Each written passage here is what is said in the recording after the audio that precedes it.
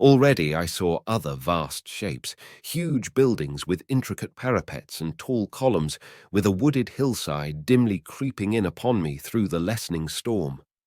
I was seized with a panic fear. I turned frantically to the time machine and strove hard to readjust it. As I did so, the shafts of the sun smote through the thunderstorm. The grey downpour was swept aside and vanished like the trailing garments of a ghost. Above me, in the intense blue of the summer sky, some faint brown shreds of cloud whirled into nothingness. The great buildings about me stood out clear and distinct, shining with the wet of the thunderstorm and picked out in white by the unmelted hailstones piled along their courses.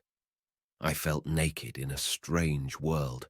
I felt as perhaps a bird may feel in the clear air, knowing the hawk wings above and will swoop. My fear grew to frenzy. I took a breathing space, set my teeth, and again grappled fiercely, wrist and knee, with the machine. It gave under my desperate onset and turned over.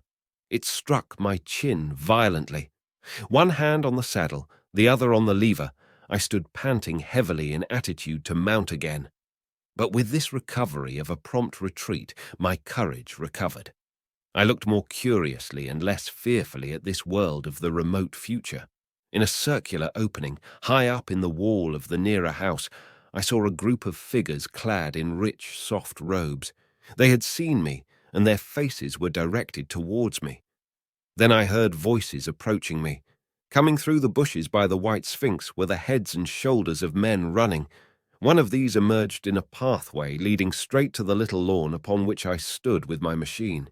He was a slight creature, perhaps 4 feet high, clad in a purple tunic, girdled at the waist with a leather belt. Sandals or buskins, I could not clearly distinguish which, were on his feet.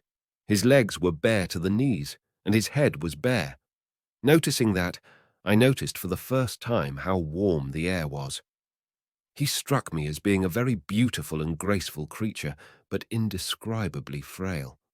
His flushed face reminded me of the more beautiful kind of consumptive, that hectic beauty of which we used to hear so much.